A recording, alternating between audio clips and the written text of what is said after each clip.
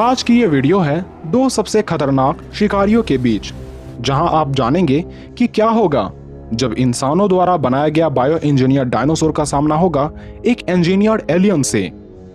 तो क्या ये हाइब्रिड डायनासोर मार पाएगा इस एलियन शिकारी को, या हथियारों से लेस ये एलियन शिकारी डायनासोर की जान ले लेगा?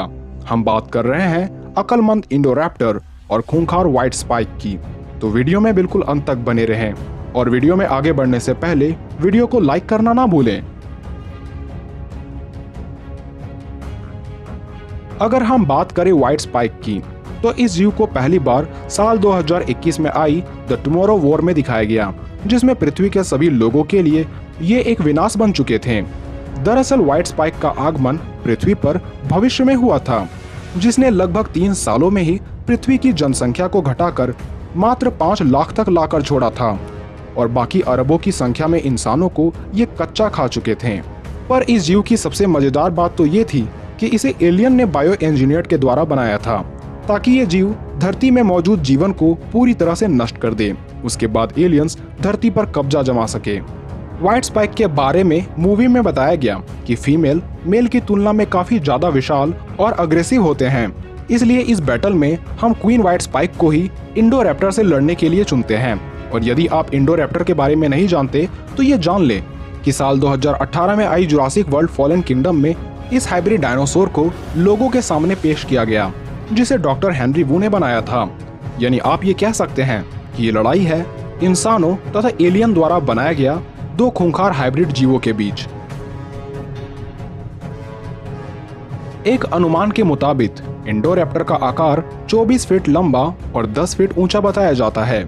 वहीं व्हाइट स्पाइक का आकार मेल तथा फीमेल में अलग अलग होता है, जिसमें से एक फीमेल ही आकार में ज्यादा बड़ी होती है। उसके बावजूद भी ये इंडोरैप्टर जितना विशाल नहीं होते हैं। चाहे वो शिकार हो या शिकारी, दोनों की रफ्तार किसी भी स्थिति में काफी मायने रखती है, जिसमें से एक इंडोरैप्टर अपने 2 पैरों और कभी-कभी 4 पैरों की सहायता से आज के किसी भी जीवों का पीछा कर उसे आसानी से मारने की क्षमता रखते थे। फिर भी एक अनुमान के मुताबिक ये 60 किलोमीटर प्रति घंटे की रफ्तार से भी ज्यादा की गति को अचीव कर सकते थे।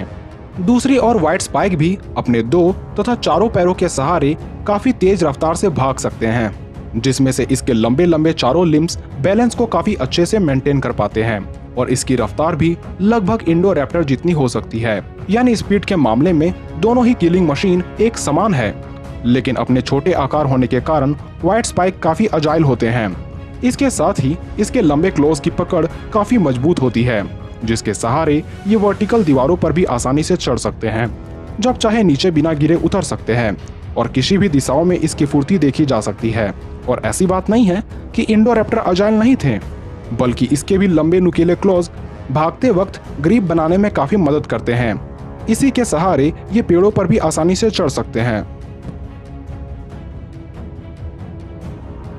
ड्यूरेबिलिटी की बात करें तो इंडोरैप्टर की मोटी त्वचा और ऑस्टियोडर्म के सहारे ये बिल्कुल इनविंसिबल बन जाते हैं। इसलिए अपने ऊपर हुए हर बुलेट्स को इसने काफी आसानी से झेल लिया था, यहाँ तक कि कई बुलेट्स इससे टकराकर दूसरी दिशा में मुड़ गई थी। वहीं व्हाइट स्पाइक का शरीर भी किसी ढाल से कम नहीं है, क्योंकि इसकी त्वचा किसी स्टील सी मजबूत है और इस पर गोली चलाना गोलियों की बर्बादी के अलावा और कुछ भी नहीं है। इसलिए ड्यूरेबिलिटी में इस एलियन द्वारा निर्मित जीव का पलड़ा ज्यादा भारी है।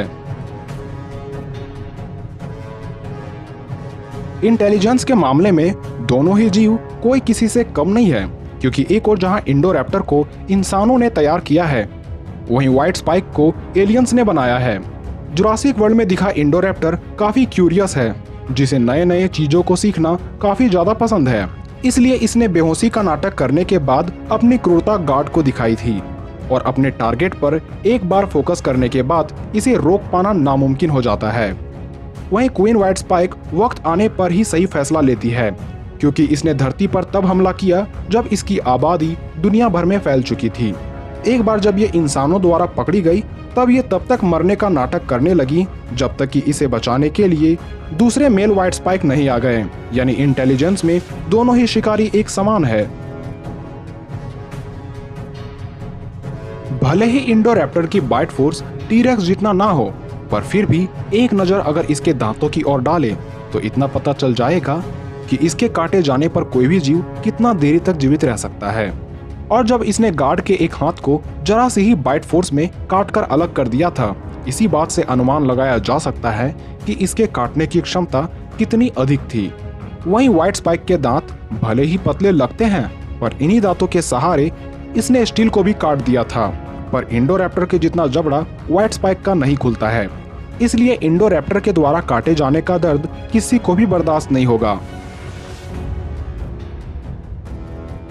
अगर दूसरे हथियारों की बात करें तो इसमें इंडोरैप्टर के पास है काफी मजबूत त्वचा के साथ चारों पैरों में लगे लंबे नाखून, जिसके सहारे ये कंक्रीट की दीवारों पर भी निशाने दे सकते हैं।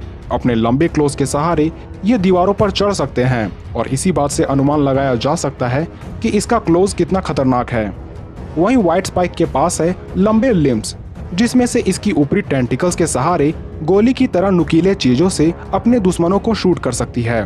पर शायद ये गोली इंडोरैप्टर को ज्यादा नुकसान नहीं पहुंचा पाते, पर इंडोरैप्टर के क्लॉज काफी आसानी से व्हाइट स्पाइक को चीर कर रख सकते हैं। इसलिए वेपन्स के मामले में इंडोरैप्टर व्हाइट स्पाइक से काफी आगे हैं।